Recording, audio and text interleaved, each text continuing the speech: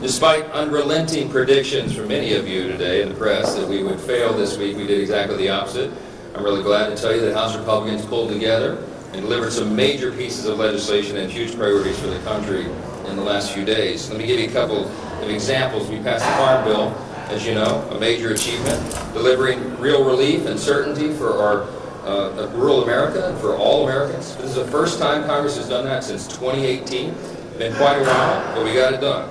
We also made certain that the House is going to be able to have an up or down vote on a date certain on the E15 issue, which is, is a big priority for a lot of our members here in the chamber. And most importantly of all the things we got done this week, we got the budget resolution passed. This is very, very important because that will ensure that border security and immigration enforcement will continue today and well into the future, despite Democrat attempts to reopen our borders and protect criminal illegal aliens from removal. The net result of passing our reconciliation bill is that ICE and CBP are funded for 3 years.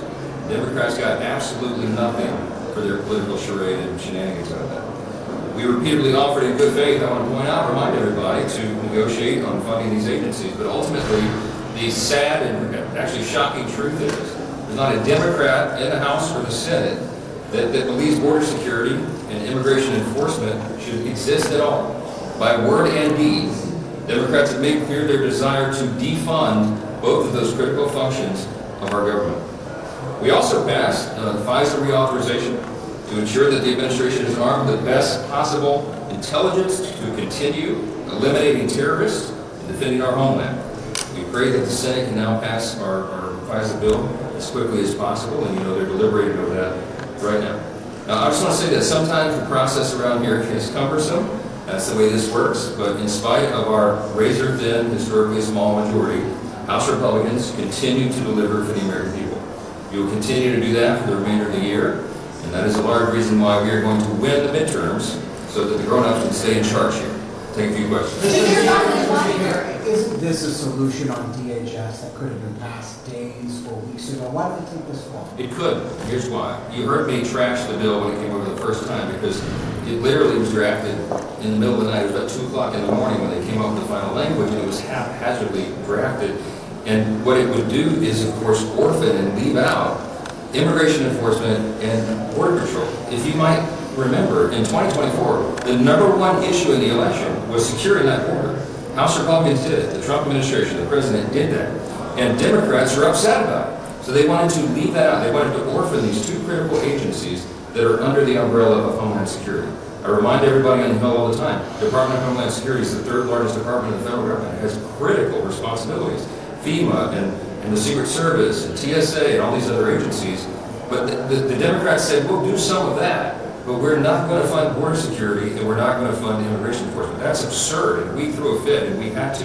We held the Homeland bill, the underlying funding bill, because we had to ensure that they could not isolate and eliminate those two critical agencies. We are getting those done now. We passed the resolution first. That was critically important for us to do to ensure that we're going to protect the homeland, even though Democrats are unwilling to do it. So now that that box is checked, we're allowed then to proceed and go through with the rest of it. This will relieve pressure from the Department of Homeland Security, Secretary Mullen, who I've spoken to in the last couple of hours. We greatly relieve, the President will, the administration will. We were not going to have lines at TSA. Everybody will get their paychecks now. We'll get moving forward. And then we will finish the work and finally get, again, for 3 years with no crazy Democrat reforms, we will fund Border Patrol and immigration enforcement as soon as we return for the work session when that bill is On finalized. FISA, Mr. Speaker, what do you anticipate from the Senate? And are you concerned that whatever the Senate sends over might be a problem over here? I'm not concerned. I hope that they're going to do the right thing. Look, we sent over an offer of reauthorization that was with minor reforms and with the anti-CBDC measure on it. These are very simple things that the vast majority of Congress agrees with, and they should get it done. They're running out of time. As you know, it will expire tonight, the end of today. And so we're calling on them to do the job, pass the House's bill, and get this done. Check the last box. They're not going to take the House with them. Well, we're going to see. They don't seem to have another alternative. We'll find out how it works.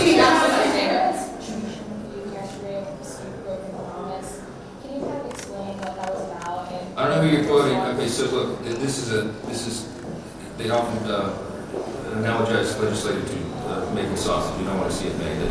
Sometimes it's an ugly process. Sometimes it's a long process. I've never broken my word to a single person in this building. Nobody can tell you they can. There was a lot of emotion and frustration yesterday because sometimes when you have a small margin, as we do, we're currently working on a one-vote bridge within margin because of absences and the rest.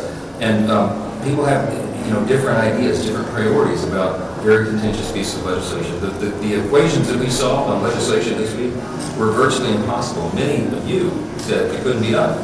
But we got it done because ultimately we just used patience and frankly prayer. We get a lot of people together and we listen to their concerns and we try to get the disparate priorities in hand. I've never asked a colleague in the Republican Party, ever, to violate a core principle. But sometimes we have to give up on our preferences because we are in a large body. On some of these bills, some of the ones that I just named for you, they're so complicated and so complex that you literally had irreconcilable demands on either side of the House Republican conference. And so it takes a long time to work through that and get people to consensus. But we do that patiently, we do as we must, and we ultimately deliver. Don't doubt the House Republican majority. We always deliver for the American people. We did it again, in spite of the challenges, and we continue to do that.